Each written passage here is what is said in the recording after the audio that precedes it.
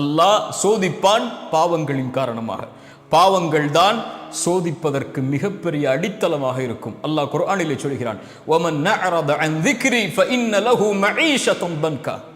யார் அல்லாஹ்வின் நினைவை விட்டு தூரமாகி வாழ்கிறார்களோ அவர்களுக்கு அல்லாஹ் நெருக்கடியான வாழ்க்கையை கொடுப்பான். லா இலாஹ இல்லல்லாஹ்வை கூறியும் நெருக்கடி இருந்தால், லா இலாஹ இல்லல்லாஹ்வை கூறியும் உங்களுடைய வாழ்வு விசாலமாக இல்லை என்றால், சோதனைகளால், பிரச்சனைகளால், செல்வத்தால், குடும்பத்தால், உறவுகளால் என எல்லா புறமும் இருளால் சூழப்பட்டு நெருக்கடிகள் இருந்தால், அல்லாஹ்வின் நினைவை விட்டு தூரமாகி வாழ்கிறீர்களா என்று நினைத்து பாருங்கள். தொழுகையில் உங்களுடைய நிலைப்பாடு என்ன? அல்லாஹ்வை அஞ்சுவதில் உங்களுடைய நிலைப்பாடுகள் என்ன? பாவங்களை விட்டு விலகுவதில் உங்களுடைய நிலைப்பாடுகள் என்ன? அல்லாஹ்வை மறந்து வாழ்ந்து கொண்டிருந்தால் அல்லாஹ் நெருக்கடியான வாழ்க்கையை தான் கொடுப்பான்.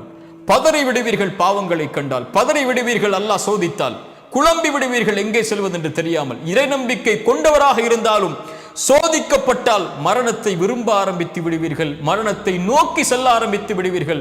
அல்லாஹ்வின் நினைவில்லாமல் இருந்தால் அல்லாஹ் சோதிப்பான், சுத்தப்படுத்துவான், நெருக்கமாக்குவான். மூன்றாவது